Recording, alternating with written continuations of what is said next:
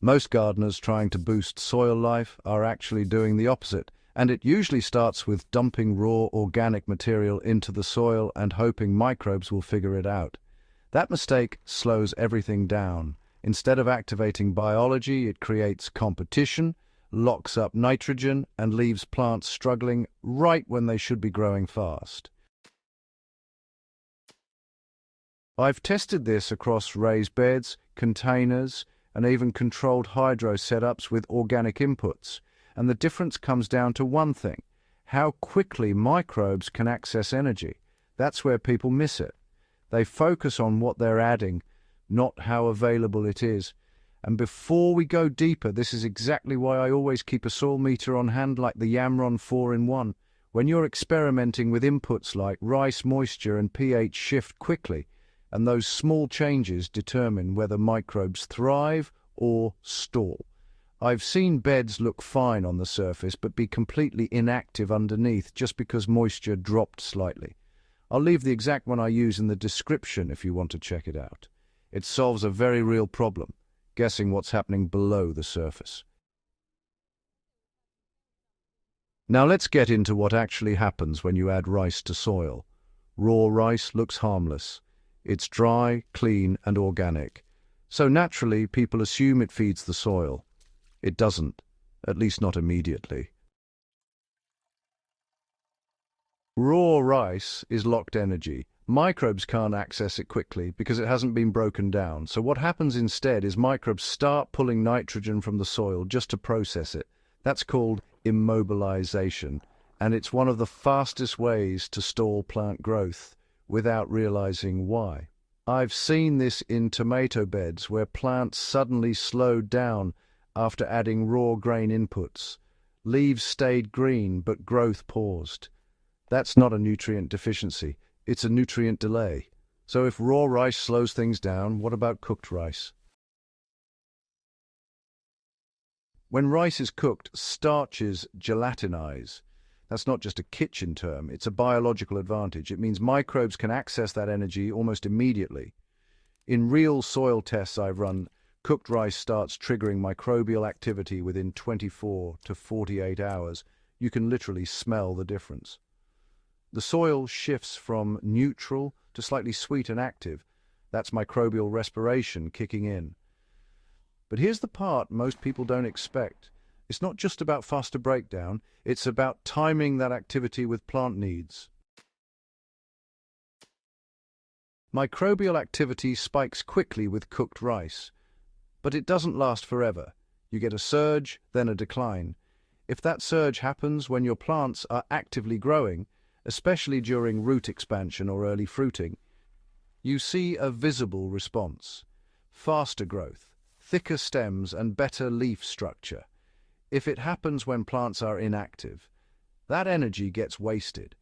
This is why timing matters more than the input itself. In my own beds, I apply small amounts of cooked rice right before a growth phase. Not randomly, not as a weekly habit, it's targeted. I don't dump rice into the soil. That's where people go wrong. For raised beds, I use about 1 to 2 tablespoons of cooked rice per plant, lightly mixed into the top inch of soil. That's enough to trigger activity without overwhelming the system. In containers, it's even less. Half a tablespoon is usually enough because the soil volume is smaller and reacts faster. Then I water immediately. That step is critical. Moisture activates microbial movement and spreads that energy through the root zone. And here's something most people miss. If the soil is too dry, nothing happens. The rice just sits there. I don't dump rice into the soil. That's where people go wrong. For raised beds, I use about 1 to 2 tablespoons of cooked rice per plant, lightly mixed into the top inch of soil. That's enough to trigger activity without overwhelming the system. In containers, it's even less. Half a tablespoon is usually enough because the soil volume is smaller and reacts faster. Then I water immediately. That step is critical. Moisture activates microbial movement and spreads that energy through the root zone. And here's something most people miss. If the soil is too dry, nothing happens. The rice just sits there. If you try this experiment and don't see results, it's almost always a moisture issue. Microbes need consistent moisture to function, not soggy soil, but stable hydration. This is where, honestly, a lot of gardeners misread their soil. The surface looks dry, so they water lightly, but deeper down, it's either too dry or uneven. When I started measuring moisture properly instead of just guessing, I realized I was underestimating how much consistency actually mattered. That's when experiments like this started working reliably for me. If you try this experiment and don't see results, it's almost always a moisture issue. Microbes need consistent moisture to function, not soggy soil, but stable hydration. This is where a lot of gardeners, misread their soil. The surface looks dry, so they water lightly, but deeper down, it's either too dry or uneven. When I started measuring moisture properly instead of guessing, I realized I was underestimating how much consistency mattered. That's when experiments like this started working reliably. Raw rice creates a slow, delayed effect. Cooked rice creates a fast, short-term spike. Neither is better in isolation. It really depends on your goal. If you want to build long-term soil structure, raw inputs have a place, but they need to be balanced with nitrogen sources to avoid locking nutrients. If you want immediate microbial activation, cooked inputs are far more effective. The mistake is treating them the same. More is not better.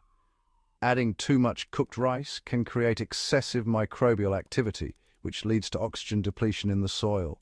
That's when you start seeing sour smells or compacted patches.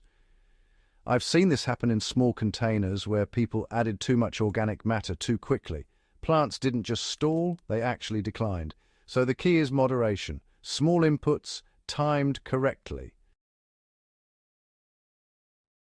In raised beds, the effect is gradual but noticeable. You'll see improved growth over several days, especially in leafy crops and early-stage vegetables. In containers, the response is faster but also more sensitive. You have less margin for error. In hydroponics, this method doesn't apply directly because there's no soil biology in the same sense. But the principle still matters. Plants respond to timing and availability, not just presence of nutrients. Soil isn't just a storage system, it's an active process. When you add something like cooked rice, you're not feeding plants, you're triggering a chain reaction. Microbes break down the starch, release compounds, interact with roots, and improve nutrient uptake. It's dynamic, and once you start thinking this way, you stop relying on fixed schedules and start responding to what your plants actually need. If you want to test this yourself, here's what to watch for. Within 48 hours, the soil should feel slightly warmer and softer. That's biological activity increasing. Plant response usually follows within a few days. Slightly faster growth, improved leaf posture, and more consistent development. If nothing changes, check moisture first. Then check how much you applied. The method works, but only when conditions support it. This is why simple inputs can outperform expensive fertilizers. It's not about cost, it's about timing and availability. A cheap input used correctly can outperform an expensive one used randomly. That's something most commercial advice doesn't emphasize enough. So what's the takeaway from cooked versus raw rice? Raw rice feeds slowly and can stall growth if misused. Cooked rice activates quickly and can boost microbial activity within 48 hours, but only if applied correctly. The real advantage isn't the rice itself. It's understanding how to control biological timing in your soil. At the end of the day, better gardening isn't about adding more inputs. It's about understanding how soil, microbes, and plants interact in real time. Once you start working with those systems instead of guessing, results become predictable. If you're serious about improving your garden, subscribe for more practical, experience-based techniques like this. And share this with someone who's tired of doing everything right and still getting average results.